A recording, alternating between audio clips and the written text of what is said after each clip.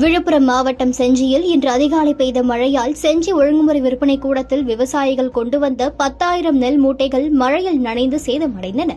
செஞ்சி ஒழுங்குமுறை விற்பனை கூட்டத்திற்கு தற்போது நெல் வரத்து அறுவடை சீசன் என்பதால் அதிகமாக நெல் விற்பனைக்கு வந்து கொண்டிருக்கிறது. நேற்று 7,000 நெல் மூட்டைகள் விவசாயிகளிடமிருந்து கொள்முதல் செய்யப்பட்டது. இந்நிலையில் இன்று விற்பனைக்காக சுமார் 8,000 நெல் மூட்டைகளை விவசாயிகள் விற்பனைக்கு கொண்டு வந்து திறந்த வெளியில் இறக்கியிருந்தனர்.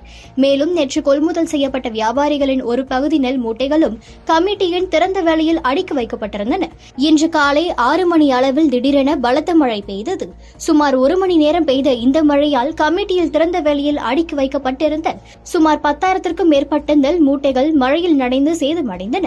இதனால் நெல் மூட்டைகளை விற்பனைக்கு கொண்டு வந்திருந்த விவசாயிகள் நெல் மூட்டைகள் மழையில் நனைந்ததால் விலை குறைத்து போடப்படுமோ என்ற அச்சத்தில் வேதனை அடைந்தனர்.